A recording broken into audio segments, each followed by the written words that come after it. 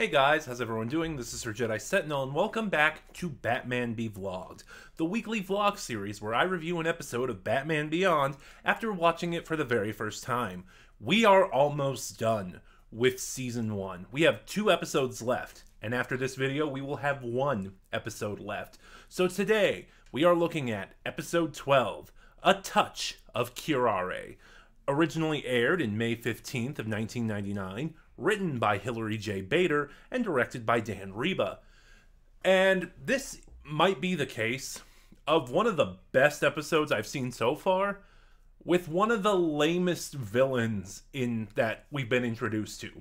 Like, A Touch of Curaré is a good episode, don't get me wrong, I liked it. Again, to use the tier maker example I tried to explain last week when we looked at, one second, Disappearing Ink, you know, it's like S tier, A tier, B tier, C tier, D, and F tier.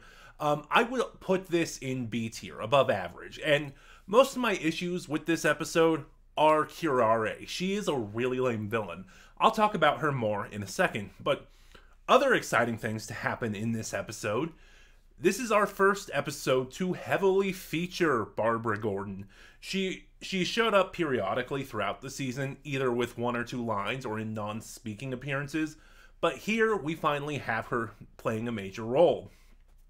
And I've been eagerly anticipating that moment because, as I mentioned when she was introduced in Blackout back in episode 2, she is voiced by Stockard Channing, an actress who I greatly enjoy. I've known her for a bunch of things over the years, mostly guest appearances and stuff, but like, you know, she had a recurring guest role playing Juliana Margulies' mother in The Good Wife. She played Martin Sheen's wife in The West Wing, and I think probably her best known role, she played Betty Rizzo in the film adaptation of Grease. But, so yeah, that's a... Shoot, did I say all this in my Blackout review when Barbara was introduced?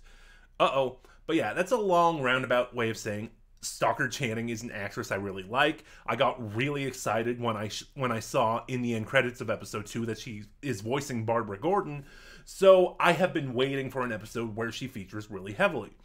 And we have it. So the premise of this episode is that Barbara's husband, who is a DA, is putting together an airtight case against I think he was an arms dealer. That's not the biggest focus of the episode. The focus comes in because without Sam's testimony, this episode nails you over the head with it. Without Sam's testimony, this accused man could go free. So said accused man has hired an assassin, Curaré, to go to eliminate Sam.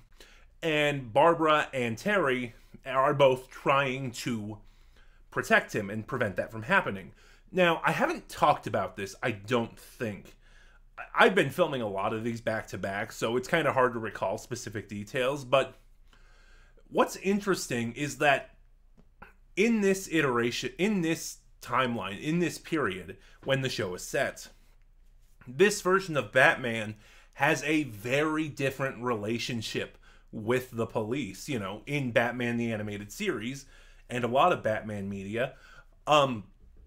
Bruce has been on very good terms with Commissioner Gordon and the police, helping them track down and take down some of the most notorious villains in Gotham. Here, Barbara does not want Terry involved. Terry, Batman, and the GCPD have a very tense, almost confrontational relationship, which in a way was kind of weird foreshadowing, because a lot of Batman media now on kind of has the Bat family be on a more tense relationship with the police, Jim Gordon notwithstanding. So this was weirdly, Batman Beyond weirdly predicted the turn Batman comics would make, and Batman media would make. Unless I am just really out of the loop and Batman media had already begun taking that turn at this point. This was 1999. But yeah, Barbara goes to the Batcave and tells Bruce and Terry, she makes it abundantly clear she does not want either of them involved, or she will arrest them. And Stockard Channing just gives a phenomenal performance. I use that word a lot, I've realized. Stockard Channing gives a great performance throughout this episode. One of my favorite scenes in this episode is just this scene of her and Terry in a diner. You know, after last episode where we kind of started getting hints at what caused Bruce to stop being Batman, because we kind of we're kind of starting to get this idea that there was just more than the events of Rebirth that kind of caused him to hang up the cowl. And we kind of get Barbara's side of things. We also get Bruce Timm's ship. Like, like, the way Barbara words it, she implies that, she and Bruce Wayne were romantically involved, but Bruce could never stop being Batman, and it was one of the things that drove everyone away. Like, again, I kind of hinted at this last time, but Bruce Timm, stop it. No one likes the idea of Bruce and Barbara together. Seriously, let it go. And stop pairing Dick with Selina as well. Weird tangent. I'm not going to let that I'm not going to get hung up on that. It's a very small part, but beyond that, the scene between Terry and Barbara in the diner is really good. We also get, when Barbara goes to the Batcave and starts talking with Bruce again, warning him and Terry to stay out of this, we also get a lot of this tension between Bruce and Barbara as well. These events that they're both alluding to but not directly saying obviously had a profound effect on both of them, and it's really good tension. Especially when, over the course of the episode, Terry gets drawn in the middle of it. He tells, at one point Bruce tells Terry, okay, this is what you're gonna do, and Terry's like, I'm not getting in Barbara's way. Like, I get you want to help her, but I respect her as well. It's just really good stuff. So let's talk about the thing that really kind of brings this episode from being an A tier to a B tier. Curaré. She is, of the new villains we've gotten throughout this season and we've met, she is probably my least favorite, or no, she's my second least favorite, because Willie Watt was just a caricature and really unlikable on top of that. On top of the forced anti-bullying PSA that Golem was. Curaré is just really bland. She's an assassin. That's it. There's really nothing interesting about her design or her methods.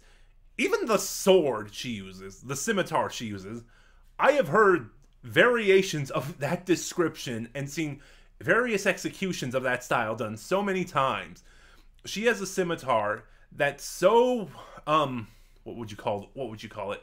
So honed and refined that the edge is nearly microscopic, which kind of allows it to slice through anything. I have seen this so many times. There is nothing to Curaré. She doesn't stand out in any way. Her design is unoriginal. She's just an assassin. And on top of that, I kind of get the feeling, I don't know what the production was like, I kind of get the feeling that this was originally supposed to be a League of Assassins thing, Ra's al Ghul and stuff, but at the last minute they changed it because as they're establishing the case, Bruce mentions that Curaré works for the Society of Assassins. The Society of Assassins. Like I said, and the fight scenes are, well, they're just okay. The animation is really good. One thing I want to take note of, I haven't talked about the color palette in a while, because, I talked about it being kind of bland in those early episodes, and then Golem, for all the problems I had with Golem, the color started becoming really vibrant. They do a lot of different stuff with the color palette in this episode. A lot of the skyline and a lot of the backgrounds, there's a lot of purple used. I'm not saying that is a good or a bad thing. It was just different, and I took note of it. But yeah, I really like the color palette in this episode. The fights are good. It's just, I don't have anything else to say, so I'm just going to go into the wrap-up. A Touch of Curaré is a good episode. It's a really good, tense action thriller. It's just let down by having a really lame villain. But those are just my thoughts. Have you seen A Touch of Curaré? What are your thoughts? Start a conversation in the comments below. Remember to like, comment, subscribe. Click the bell next to subscribe to get notifications when I upload. Share the video around. All of it helps my channel grow. And in the description box below, you'll find the link to my Twitter, where, for the moment, you can follow me and get updates on the channel.